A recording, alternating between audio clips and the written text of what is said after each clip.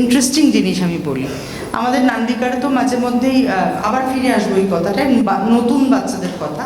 আমি বলি কিছুদিন আগে, বছর দেড়েক আগে, একজন খুব নাম করা অভিনেতা, আমি তার নাম বলছি না because it was a private session, তো তিনি আমার কাছে ট্রেনিং করতে এসেছিলেন এবং তিনি প্রচণ্ড নাম করা, মানে এখানে কাজ করেন, বম্বেতে কাজ করেন।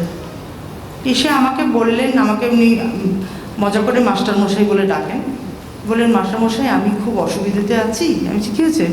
বলছে যে আমি কথা বলতে পারছি না, কথা বলতে গেলেই না আমার ভীষণ ভয় করছে, কথা বলতে পারছি না, আমার একটা প্রজেক্ট এসেছে, আমি যদি কথা বলতে না পারি। এবারে ওকে, এবং সে খুব ফিজিক্যালি ফিট, এমন নয় যে সে আনফিট। এবারে তার সাথে কাউন্সেলিং করে করে, কথা বলে বলে, বিভিন্ন ভয়েস এক্সারসাইজ করে, আরাম করে রিল্যাক্সেশন। একদিন একটা সেশনে হলো, উনি সকালবেলা 8টার সময় আসতেন, উনি 8টা থেকে 11টা শুধু ঘুমোলেন। 8টা থেকে 11টা জাস্ট মানে এক্সারসাইজ করতে গিয়ে উনি ঘুমিয়ে পড়লেন। তারপর 11টার সময় যখন উঠলেন, হি ওয়াজ মাচ মোর রিল্যাক্সড।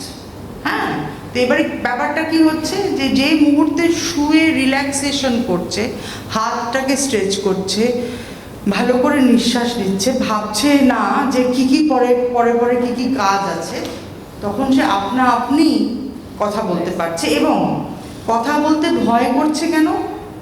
কারণ সে সারা জীবন ক্রিটিসাইজড হয়েছে, সারা জীবন যা যা করেছে তাকে বলা হয়েছে যেটা যথেষ্ট নয়, আরেকটু কিছু করা। মানে খুব নাম করার পরেও বলা হচ্ছে একটু ঠিক না, আরেকটু কিছু করা। এই আরেকটু কিছু হওয়া, আরেকটু কিছু পারবো পারবো না, কি হবে, করতে করতে অ্যাকচুয়ালি গলাটা বন্ধ হয়ে গেছে, কথা বলতে পারছে না, চেষ্টা করছে, কথা বলতে পারছে না। এটা একটা কেস। আর একটা কেস হচ্ছে, এগুলো আমার চোখে দেখা, আমার একজন বান্ধবী, তার দিদি হঠাৎ বোন ক্যান্সার ধরা পড়ল। আমি তার সাথে যখন কথা বলতে গেলাম, সে 1 মাস আর কথা বলতে পারেনি মুখ থেকে। মানে এত জোর ইম্প্যাক্ট, ইমোশনাল ইম্প্যাক্ট, যে একদম চুপ করে গেছে, বাকরুদ্ধ হয়ে গেছে, সে বলতে পারছে না, চেষ্টা করছে কিন্তু হাওয়া বেরোচ্ছে মুখ থেকে। তারপর আমি বলি যে নান্দিকারে লাস্ট 5-6 বছর, 10 বছরে যে সমস্ত ছেলেমেয়েরা আসছে, তাদের এই ইউজ অফ মোবাইল ফোন অনেক বেশি। আমাদের ছোটোবেলায় যখন মোবাইল ফোন এসেছিলো, তখন এটাই মোটা এই ব্ল্যাকবেরি সেট হতো, যাতে এত কিছু কায়দাবাজি ছিল না, জাস্ট ফোন করা হতো বা SMS একটা দুটো পেজারের মতো কাজ হতো। তাও দ্যাট ওয়াজ ওকে আর কি। এবার এত বেশি ফোনের ইউজেজ হচ্ছে, আপনারা নিশ্চয়ই জানেন, লক্ষ্য করেছেন, একটা লিফটের ভিতরে কখনো দেখবেন, ধরুন 4 জন উঠেছে, কেউ কারোর সাথে কথা বলছে না, সব মাথা নিচু এমনি দেখছে। এই যে lack of speaking to each other, কথা বলা কিন্তু প্র্যাকটিস, কথা বলা কিন্তু প্র্যাকটিস, গলা ঠিক রাখা, শব্দ সাজানো, যে আমি কী বলবো। আমি নিজে বলছি, আমি বাংলায় এতক্ষণ কথা বলবো, আজ থেকে 15 বছর আগে আমি ভাবতে পারতাম না যে আমি বাংলায় এতক্ষণ কথা বলবো। আমার কাছে ভীষণ ডিফিকাল্ট ছিল, মনে হতো এটাই, আমি যদি ভুলভাল বলি, এখনও ভুলভাল বলি, এখনও কিছু ওয়ার্ডস গুলিয়ে যায়। সেদিনকে একটা ভয়ঙ্কর ভুল করেছি, হঠাৎ মৃগ বলতে গিয়ে বলেছি মৃগয়া, বুঝতে পেরেছো তো? তারপরে আমাকে বলে এই ভুল বলছি, এখন এসব ভুলভাল করি আমি, কারণ আমি বাংলা থার্ড ল্যাঙ্গুয়েজ হিসেবে শিখেছি। কিন্তু তাও এই যে এতক্ষণ কথা বলবো, কারণ এই কথা বলাটাকে প্র্যাকটিস করেছি, যে আমি এই ভাষায় এতক্ষণ কথা আমাকে বলতে হবে, সমস্তটাই প্র্যাকটিস। সকালবেলা কখন ঘুম থেকে উঠবেন, কিভাবে কথা বলবেন, কি বলবেন, কি বিষয় ভাববেন, কেমনভাবে বাঁচবেন, everything is a practice which is related to you, to your mental health and to your voice. Mental হেলথের সাথে ভয়েসের ডিরেক্ট কানেকশন আছে, ডিরেক্ট কানেকশন, এটা আমার মনে হয়, এটা আমার মনে হয়। এইবার হ্যাঁ, তাহলে যেদিনকে পারফরমেন্স হয়তো খুব মন খারাপ, খুব চিৎকার করে কথা বলতে হবে, সেদিনকে পারবো তো? হ্যাঁ পারবো, পারবো, কারণ ওটা আমি প্র্যাকটিস করেছি। যে আজকে যদি আমার খুব সাংঘাতিক বাড়িতে কষ্টও হয়, দুঃসংবাদও হয়, আমাকে দাঁড়িয়ে গিয়ে পারফরমেন্সটা করতে হবে। আমি কাউকে ভিকটিম কার্ড প্লে করতে পারবো না যে আজকে আমার খুব অসুবিধে, আমি না এটা পারবো না, ওই ভিকটিম কার্ড আমি পারবো না প্লে করতে। ওই ব্রত দিদির মতো হাত এরম করে বলে যেতে হবে, বলে যেতেই হবে, কারণ ওটা আমি চাই। কারণ ওটা আমাকে স্ট্রেংথ দেয়। তো ওইটা বারে বারে মনে রাখবেন যে এটা চেষ্টা করতেই হবে, প্র্যাকটিস করতেই হবে, চেষ্টা করতেই হবে, এবং যে জিনিস আপনি রোজ করবেন সেটা ভালো হতে বাধ্য। যে জিনিস আপনি রোজ প্র্যাকটিস করবেন সেটা ভালো হতে বাধ্য, no two ways about it. মানে যদি আপনি রোজ প্রত্যেক দিন প্রচণ্ড রাগ করেন, একটা বিভৎস করে দেন নিজের জীবনকে, তাহলে জীবন বিভৎস হয়ে যাবে। তাহলে এই কদিন যে বাঁচবেন মানে মনে হবে যে কখন ওপরে যাব, না বাঁচাই ভালো। কিন্তু যদি ওটা আপনি কনসিয়াসলি প্র্যাকটিস করেন যে না আমাকে করতেই হবে যতই অসুবিধে হোক, নট টু কুইট, এটাই বলছি আর কি। আমি থিয়েটার করতে গিয়ে এটা দেখছি। হ্যাঁ, যেটা বলছিলাম যে লাস্ট 10 বছরে যে বাচ্চারা নান্দিকারে আসে, যখন আগে গৌতম দা, দেবুদা এরা যখন সিনিয়ররা এসেছিল, তখন খুব সবাই এই যে ধরুন নতুন সেশন হবে, ঘরে ঢুকে দেখছি সবাই খুব কথা বলতো, কবিতা বলছে, কথা বলছে, গল্প করছে। লাস্ট 10 বছরে এই পুরো চেহারাটা পাল্টে গেছে। একটা যখন কোনো ঘরে ঢুকি প্রথম, যেখানে নতুন ছেলে মেয়েরা এসেছে, সব চুপ করে বসে আছে, কেউ কোনো কথা বলছে না। হয়তো আমরা এমন ভয় দেখিয়েছি কথা বলছে না, বা তাকে জিজ্ঞেস করছি তোমার নাম কি, তোমার নাম কি, নাম কি বলো, পড়শিয়া বলছে, জোরে বলো পড়শিয়া, কিছুতেই। এবং এইটা মানে আমি বলছি যে 100 জন ভর্তি হলে 60 জনের এই প্রবলেম, যে জোরে সে কথা বলতেই পারছে না। তো প্রথমে ভাবতাম যে কি ভয় পাচ্ছে, মানে আমাকে দেখে এতটা কি ভয়ঙ্কর লাগে যে আমাকে দেখেই ভয় পেয়ে নাম বলতেই পারছে না, কথা কি case, what is the problem. তারপরে বুঝলাম যে ওর কথা বলার প্র্যাকটিস নেই। ও সিঙ্গল চাইল্ড, নিউক্লিয়ার ফ্যামিলিতে বড় হচ্ছে, মা বাবা বেরিয়ে যায়, মা নিজের মতো, বাবা নিজের মতো আছে, ও ফোন নিয়ে আছে বা বই নিয়ে আছে, ওর কথা বলার প্র্যাকটিস নেই, বা কি নিয়ে কথা বলবে সেটাও জানে না। কারণ কি নিয়ে কথা বলবে এই ব্যাপারটাও প্র্যাকটিস করতে হয়। সেই জন্য আমাদের আগে ছিল না আড্ডা, আড্ডা সুন্দর, কিন্তু একসাথে বসে, একসাথে আপনি যদি 4 জন গুণী মানুষের সঙ্গে বসেন যারা অনেক পড়াশুনো করেছে, তাদের সঙ্গে কথা যে আপনি যখন বলবেন, আপনাকে কিন্তু একটু হোমওয়ার্ক করে আসতে হবে। একদম বসে যাতা তো আজ মানে যাতা বলা যাবে না, যে যে বিষয়ে আপনি কথা বলুন আপনাকে একটু হোমওয়ার্ক করে আসতে হবে, যদি আপনি এসে ভালো করে আড্ডা মারতে চান। এই আগেই আড্ডা সেশনগুলো খুব সুন্দর ছিল, কেউ পেইন্টার, কেউ অ্যাক্টর, পোয়েট, ডাক্তার, সবাই একসাথে বসে এই যে আড্ডা মারার ব্যাপারটা একদম চলে গেছে। কথা বলা, কথা বলা, বিভিন্ন বিষয়ে ঠিক করে কথা বলা, যার জন্য ওই যে বললাম যে এইখানে আপনি যেটা পাচ্ছেন, this is information and not knowledge. Information will not help you, knowledge will. আপনি যদি আজকে কোনো একটা মিউজিয়ামে গিয়ে অনেকটা সময় কাটান, বা একটা পেন্টিং এক্সিবিশনে গিয়ে হয়তো দেখছেন একটা লাল রঙের পেন্টিং দাঁড়িয়ে আছে, খানিকক্ষণ দাঁড়িয়ে আছেন, বলছি কী এঁকেছে, আমার অনেক সময় মনে হয় মডার্ন আর্ট দেখে যে কী এঁকেছে, লাল রঙের একটা রঙ, এইটা কেন অত টাকায় বিক্রি হচ্ছে। এবার যখন মনে হয়, তখন আমার মনে হয় যে না, এটা আমি ভাবছি কারণ আমি এটা জানি না, তাহলে এটার বিষয়টা জানি তো কী ব্যাপারটা। যেই মুহূর্তে আপনার জানার তাগিদ হবে, আপনি জানতে চাইবেন যে আচ্ছা এটা কী, এটা আমি ক্রিটিসাইজ না করে এই ব্যাপারটা বোঝার চেষ্টা করি কি, যখনই আপনি জানবেন আপনি ওইটা নিয়ে ভালো করে কথা বলতে পারবেন।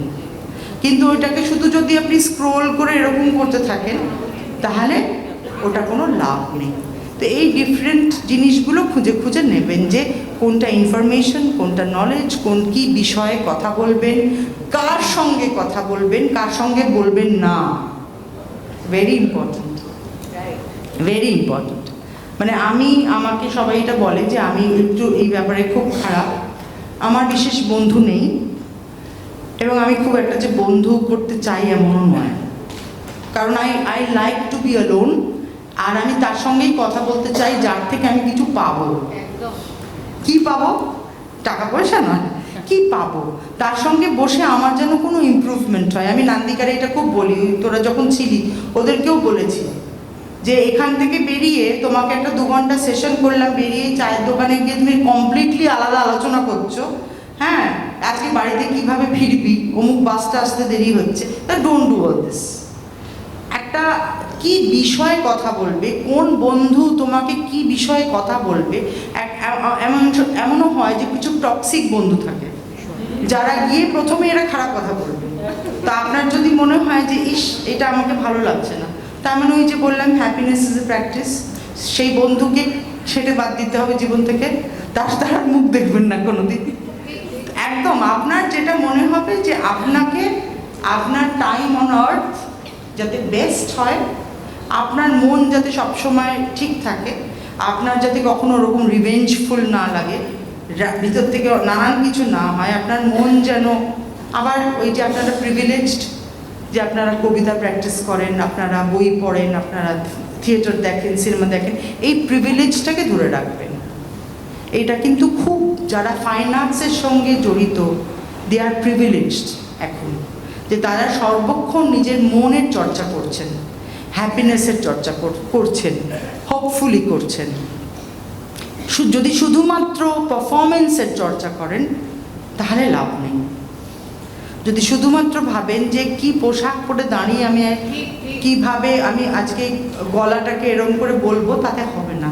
আসলে গলাটা কিন্তু ওই যে ভাইব্রেশনের কথা বলছে না, গলাটা কিন্তু মনের ভাইব্রেশন। মনটা কি অবস্থায় আছে এবং সেই মনটায় সামনে যে বসে আছে, আজকে ধরুন আমি আপনার সাথে কথা বলছি, হ্যাঁ আপনার মুখের দিকে তাকিয়ে শুনুন, আমি আপনার সাথে কথা বলছি, আমার কথা বুঝতে পারছেন? আপনার মনে হবে না কি হলো? তার মানে কি এখানে প্রত্যেকে যারা যারা বসে আছেন প্রত্যেকে আলাদাভাবে তাকিয়ে আছেন, আলাদা কথা ভাবছেন, তাদের সঙ্গে আমাকে কমিউনিকেশন করতে হবে। যে ভীতু তার সঙ্গে কিভাবে কমিউনিকেশন করবে, আর যে কনফিডেন্ট তার সঙ্গে কিভাবে কমিউনিকেশন করবে, সবটা তো মনের ব্যাপার, তাই না? সবটাই এই ইন্ডিভিজুয়ালের সাথে আমার কমিউনিকেশন অ্যাজ অ্যান অ্যাক্টর। তো আমি যদি ধরুন এমন অভিনেতা হই যে আমি খুব নিজেকে নিয়ে অবসেসড, আমি স্টেজে দাঁড়িয়ে এরকম অ্যাক্টিং করছি, ওই অভিনেতার অভিনয় কেউ দেখতে যাবে না। সে ভাববে যে ওরে বাবারে বাবা কি ফাটাচ্ছে, সে তাকে পছন্দ করে না, আপনারাই করেন না তাকে পছন্দ। আরও মজার ব্যাপার হচ্ছে আমরা যেহেতু প্রসিনিয়ামে দাঁড়াই, একটা ডিস্টেন্স হয়। যদি আমি এখানে প্রচণ্ড কত আমি স্কিল জানি এটা যদি দেখাতে শুরু করি, আপনার ভালো লাগবে না, ইম্পসিবল, ভাল লাগবে না। ভাল লাগবে তখনই যদি আমি কমিউনিকেট করি আপনার সঙ্গে। আপনি আমার সামনে বসে আছেন, এই যে আমরা যখন ডিজনিল্যান্ডে বেড়াতে যাই তখন ওই কয়েকটা রাইডে নিয়ে যায়, দেখবেন ওটা বলে সিমিউলেটেড রাইড। আমাদের সায়েন্স সিটিতেও খুব সুন্দর সুন্দর, আপনার মনে হবে আপনি এখন ইন্ডিয়ানা জোনসের ওটাতে যাচ্ছেন। আসলে কিন্তু দর্শক এই সিমিউলেটেড রাইড নিতে আসে। আসলে কিন্তু দর্শক যখন স্টেজে কাউকে দেখছে পারফর্ম করতে, সে কিন্তু নিজে হয়তো উঠে গিয়ে নাচতে শুরু করতে পারে না, হ্যাঁ, কিন্তু সে যখন দেখে যে স্টেজে অ্যাক্টর নাচতে শুরু করেছে, তার মনটাও একটু নেচে এরকম হয়েছে, হয় না? এরকম সিনেমাতেও হয়। একটা এমন কোনো জায়গা যেখানে একটা ক্লাইম্যাক্স হচ্ছে, শাহরুখ খান দৌড়চ্ছে, শাহরুখ খান, এই যেটা হয়, এটা কি হয় অ্যাকচুয়ালি? মনে হয় আপনিও পারলেন, তার মানে সিমিউলেটেড রাইড হচ্ছে। ঠিক আছে, এবার সামনে যারা দাঁড়িয়ে অভিনয় করে সেটা আরও বেশি করতে পারে। সে যে সামনে অভিনেতা দাঁড়িয়ে যে থিয়েটারে বা কবিতা সেশন, যে রেসিটেশন এলোকিউশন প্রোগ্রামে যারা করেন, তারা আরও মানে প্রতিদিকে দেখে তোমার মনেই হয় উনি যখন এক একটা বলেন উইথ অর উইদাউট মিউজিক, এরকম লাগে ইয়েস। এইটা এটা এটা কি ব্যাপারটা, চুফ, এই যে মনের সঙ্গে যে ভাইব্রেশন হওয়া, বুঝতে পেরেছেন? আসলে তো মনের কানেকশন। তো সেই মনের কানেকশন করতে গেলে সব রকমের মন বুঝতে হবে এবং নিজের মনকেও কন্ট্রোলে রাখতে হবে। সব রকমের মন বুঝতে হবে কিন্তু নিজের মনকেও কন্ট্রোলে রাখতে হবে। আপনি জানবেন যে কোন সময় আপনার মন আপনার কন্ট্রোলের বাইরে চলে যাচ্ছে। কারোর কথা, খারাপ কথা যদি বারবার বারবার মাথার মধ্যে ঘোরে, তার মানে ওর mind is out of control. বা কেউ হয়তো আপনাকে বলছে এটা ঠিক হয়নি, এরমভাবে করলে হতো, সে আপনি বুঝতে পারবেন যে সে আপনার ভালো চেয়ে বলছে না ঈর্ষা থেকে বলছে। হ্যাঁ, তখন সেইভাবে সেটা ডিল করবেন, প্রত্যেকের আলাদা। এবার নিজেকে যদি অন্ধ রেখে ডিল করেন সেটা কিন্তু খুব আবার চাপ। নিজের কনস্ট্যান্ট ইভ্যালুয়েশন করতে হবে, কনস্ট্যান্ট ইভ্যালুয়েশন, যে আমি সত্যি পারি না পারি না, আমি সত্যি কি। এই কনস্ট্যান্ট ইভ্যালুয়েশন নিজের সাইলেন্সে হয় এবং সত্যি যদি কেউ আপনার শুভাকাঙ্ক্ষী হয়, যদি সত্যি নলেজেবল হয় যে আপনাকে মিথ্যে কথা বলবেন না, তার সঙ্গে কমিউনিকেশনে হয়। হ্যাঁ, এইটাই। আর জানি না আমি অনেকক্ষণ কি বললাম। আর আরেকটা কথা আমি বলছি, সেটা হচ্ছে যে অনেক সময় আমরা না নিজেদের বোকামি করছি ভেবে নিজেদের অনেক কথা চেপে দিই। বোকামি করুন, কথা চেপে দেবেন না। যখন যেটা মনে হবে সেই কথাগুলো বলবেন। যদি ভুল কথা হয় তাহলে টিচার আপনাকে বুঝিয়ে বলবে কেন কথাটা ভুল। কিন্তু টিচারকে প্রচণ্ড শ্রদ্ধা করে, আমার দলে আমি ছেলেদের বলি, ছেলে মেয়েদের, যে আমাকে প্রচণ্ড শ্রদ্ধা করে ভয় চুপ করে বসে আছো, তুমি আমার কোনো কাজে লাগবে না। তুমি তখনই আমার কাজে লাগবে যদি তুমি কথা বলো, কনফিডেন্ট হও, আমার কলিগ হও। আমাকে সার্ভিস দেওয়ার দরকার নেই, তুমি নিজেকে সার্ভিস দাও। নিজের ভিতরটাকে ক্লেনজিং করে ভালোভাবে বেঁচে তুমি নিজেকে সার্ভিস দাও, তাহলে তুমি আমাকে আমার এই পুরো কাজকে সার্ভিস দিতে পারবে। This is also very important, যে learn to be stupid, learn to be stupid. সবসময় একটা সাংঘাতিক একটা মুখে একটা এলিয়ানের রিগবির মতো একটা মাস্ক পরে আছি, ব্যাপারটা ওরকম নয়। হ্যাঁ, তো মাঝে মাঝে ওই কথা বলুন, ভুলভাল কথা বলুন। আর অনেক সময় চুপ করেও থাকুন। চুপ করে থাকলে গলা রেস্ট টেস্ট ইত্যাদি হয়, মাইন্ডের রেস্ট হয়। ঘুম ছাড়াও, ঘুম ছাড়াও, ঘুম তো ঘুমোতে হবে, মাইন্ডের রেস্ট সাইলেন্সে হয়। হ্যাঁ, আর অনেকে দেখবেন, দেখে না কি, এটা খুব একটা জিনিস, বই পড়তে গিয়ে এরকম ঘুমিয়ে পড়ছে, বই পড়তে গিয়ে ঘুমিয়ে পড়ছে, তার মানে এত অ্যাংজাইটি আছে যে বই পড়তে পারছে না। ভালো করে ঘুমিয়ে নেবেন, ঘুমিয়ে নিয়ে আবার উঠে বইটা পড়বেন, পরে রিটেইন করবে, এইসব নানান কিছু আর কি। এটা একটা পুরো লাইফস্টাইলের কথা আমি বললাম।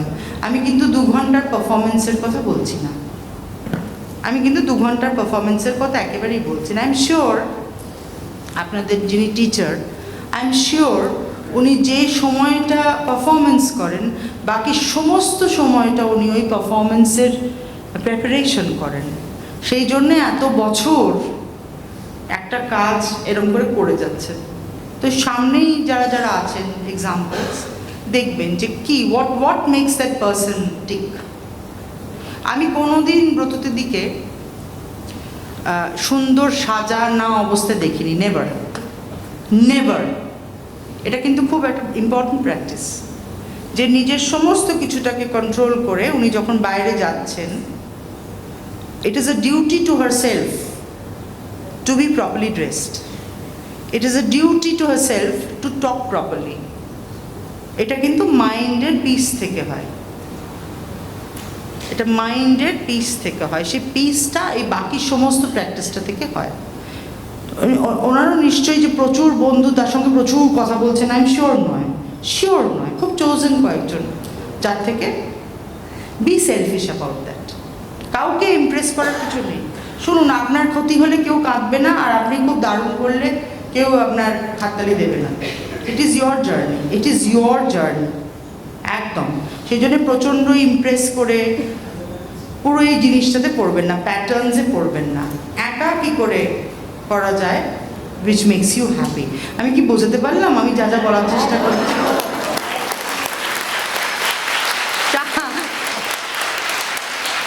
আজকে আমি ভাবছিলাম যে আমি ব্রত দিদির সামনে গিয়ে প্যাক প্যাক করে গিয়ে কথা বলবো, ঠিকই ঠিক হবে। তারপরে আমি দেখলাম যে না, আমার কিছু সাদা চুল হয়েছে, তো আমি এখন কথা বলতে পারি কিছু। তো ওইটাই বলছি। আর কিছু জিজ্ঞেস করবেন তো করুন আমাকে।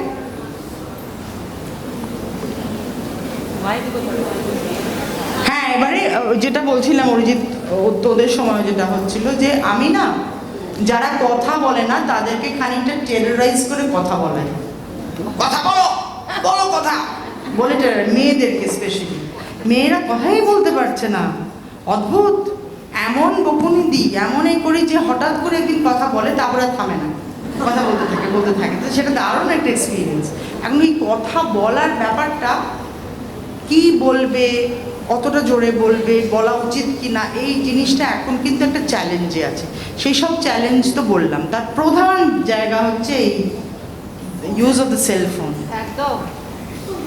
তুমি যখন ওখানে বলছো, আমি তো এখানে বসে বসে ভাবছি, আমিই বলছি মানে আমার কথাগুলোই তুমি বলছো, এই যে তুমি হ্যাপিনেস প্র্যাকটিস করার কথা হ্যাঁ। বললে, এই যে তুমি মনের কথা বললে, এই যে মনটা ভাইব্রেট না হলে প্রপার ভাবে আমি শব্দটাকে বাইরে প্রকাশ করতে পারবো না, না। এবং যদিও পারি তার রেশ থাকবে না। রেস্ট থাকবে না। হ্যাঁ, রেশটাকে যদি রাখতে হয়, ইটস এ কন্টিনিউয়াস প্র্যাকটিস। হ্যাঁ, it's a এবং আমি continuous. আমার ছাত্রছাত্রীরা যারা রেগুলার ধরো আমার সাথে আছে, আমি বলি যে আমি বাড়ির ঘর পরিষ্কার করছি, বা বইয়ের তাক গোছাচ্ছি, বা নিজে ড্রেস করছি, আমার কিন্তু মনে মনে ওই কবিতাটা সবসময় আমি কিন্তু হ্যাঁ। চর্চা করছি। একদম আমি কোথাও ট্রাভেল করছি, আমার ভেতরে ভেতরে কিন্তু ওটা চলছে, এমন নয় যে আমি ওটা নিয়ে বইটা নিয়ে বসে আছি।